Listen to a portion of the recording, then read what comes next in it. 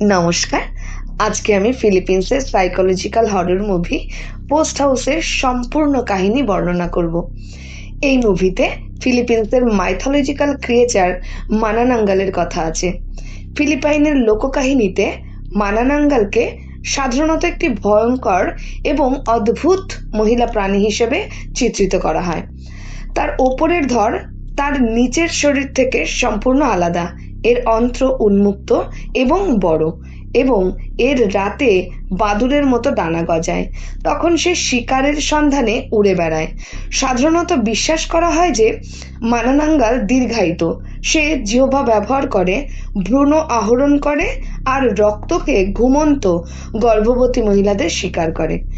লোককাহিনী অনুসারে এই প্রাণীটি নবদম্পতি, প্রেমিক, নবজাতক শিশুদের নিজের শিকার বানায়, আর শিকারের সময় প্রাণীটির কাটার নিচের শরীর স্থির থাকে এবং এটিই তার একমাত্র দুর্বলতা।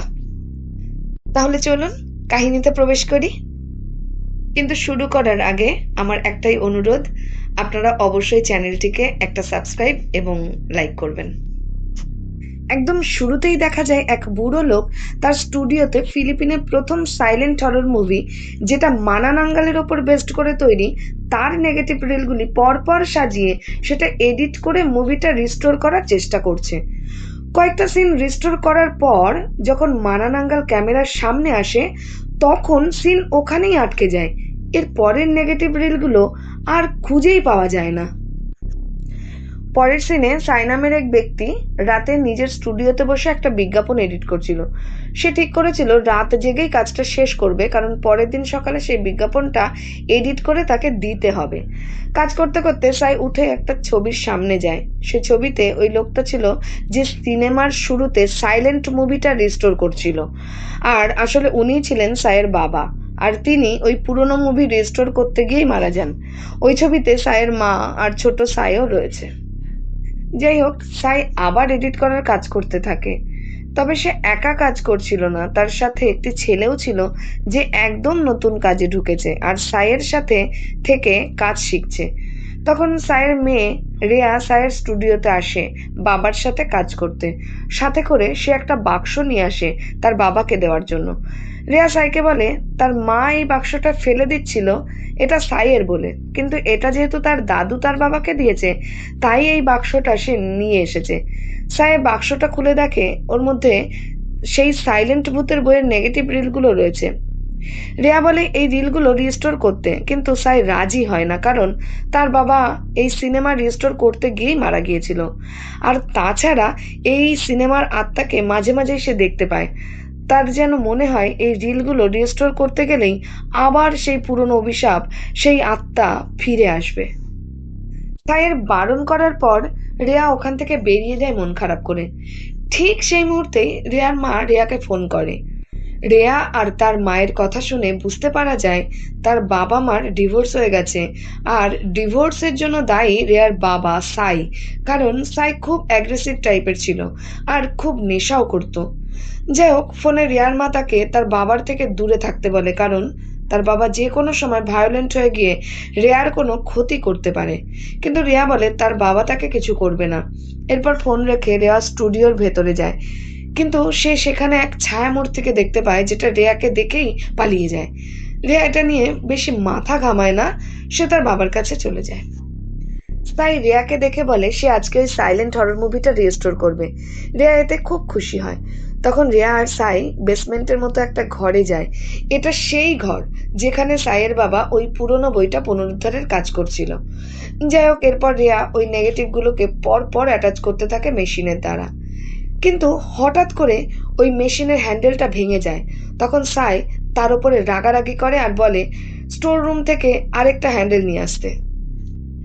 রেয়া হ্যান্ডেল আনতে যায়, কিন্তু সেখানে হঠাৎ করে ওই মানানাঙ্গালের কস্টিউম, যেটা ওই মুভিতে আর্টিস্ট পরেছিল, সেটা রেয়ার সামনেই আসে আর ও ভয় পেয়ে চিৎকার করে ওঠে।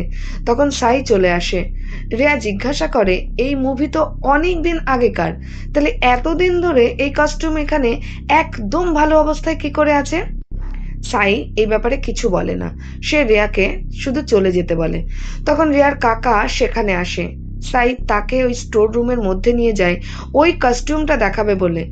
অন্যদিকে রেয়া ইন্টারনেটে সার্চ করে দেখে এই ফিল্মটা যে লোক রিস্টোর করতে গেছে সে পুরোটা করতে কোনোদিনই পারেনি, আর ওটা করার আগেই সে মারা গেছে। তখন সাইয়ের সাথে নতুন যে ছেলেটা কাজ করত সে আবার ওই মুভির নেগেটিভগুলো রেয়ার থেকে জোর করে নিয়ে চলে যায়, কারণ এই মুভির জন্য সাই বিজ্ঞাপনের কাজটা বন্ধ করে রেখেছিল। ওদিকে সাই আর তার দাদা স্টোর রুমে ওই কস্টিউমটা আর খুঁজে পায় না। হঠাৎ করেই সাই তার দাদার আওয়াজ শুনতে পায়। তখন সে দৌড়ে গিয়ে দেখে কেউ তার দাদাকে মেরে দিয়েছে। অপরদিকে ওই ছেলেটা নেগেটিভ নিয়ে যাওয়ার সময় ফ্লোরের লাইটগুলো বন্ধ হয়ে যায় আর সে ওই মানানাঙ্গালকে দেখতে পায়, কিন্তু ওই আত্মা তাকে ওখানেই শেষ করে দেয়। এরপর সাই রেয়ার কাছে এসে জানতে পারে ওই নতুন কাজে আসা ছেলেটা সব নিয়ে চলে গেছে। তাই সাই রেয়াকে অনেক উল্টোপাল্টা কথা বলে। রেয়া তখন কাঁদতে কাঁদতে বাইরে বেরিয়ে তার মাকে ফোন করে সব জানায়। তার মা তাকে বলে সে যেন ওখান থেকে চলে আসে। ওদিকে সাই রুমে বসে ড্রিঙ্ক করছিল। তখন তার মনে হয় তার পেছনে কে যেন আছে।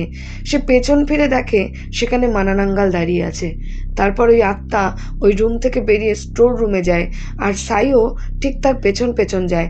সেখানে সে ওই পুরনো মুভিটার যে নেগেটিভ অংশটুকু পাওয়া যাচ্ছিল না সেটা সে খুঁজে পায়। সেটা নিয়ে সাই আবার রুমে চলে আসে। ওদিকে রেয়া তখন বাইরে বেরিয়ে যায় বাড়ি যাবে বলে, কিন্তু সে দেখে ওখানে সিকিউরিটিকে কেউ খুন করে রেখে গেছে। তখনই রেয়ার সামনে ওই আত্মাটা চলে আসে। এর পরের সিনে রেয়ার মা রিয়াকে খুঁজতে ওই স্টুডিওতে আসে, কিন্তু তাকেও ওই আত্মা মেরে দেয়। অপরদিকে দেখা যায় ওই স্টুডিওর মধ্যে একটা থিয়েটারের মতো জায়গা আছে যেখানে বসে সিনেমা দেখা যায়, ওখানে রেয়াকে কেউ বেঁধে রেখেছে। রিয়ার জ্ঞান ফিরলে সে দেখে তার মাকে কেউ মেরে তার মুন্ডটা টেবিলের উপর রেখে দিয়েছে। রিয়া সেটা দেখে চিৎকার করে। তখন পেছনে তার বাবা সাইয়ের গলা পাওয়া যায়। সাই ওই পুরনো মুভিটা ওখানে পর্দায় চালিয়ে দিয়ে রিয়াকে জিজ্ঞাসা করে কোন সিনের পর কোনটা দিলে ভালো লাগবে, কিন্তু রিয়া কিছু না বলে শুধু কেঁদে যায়। তখন সাই রেগে গিয়ে রিয়াকে মারতে আসলে রিয়া একটা পাশে পড়ে থাকা ছুরি দিয়ে তার বাবাকে মেরে দেয়, আর তার বাবার গায়ে তখন ওই মানানাঙ্গালের ভূতের কস্টিউমটাই ছিল। মানে সাই মানানাঙ্গাল সেজে এখানে সবাইকে মারছিল। সাই ছিল জীবনে ব্যর্থ, আর তার এই ব্যর্থতার কারণেই হয়তো সে এসব করেছে।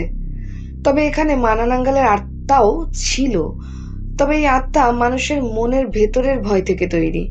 এখানে সাই মুভিটার রিস্টোর করতে করতে বাস্তবতার সাথে মুভির দৃশ্যকে মিশিয়ে দিয়েছে।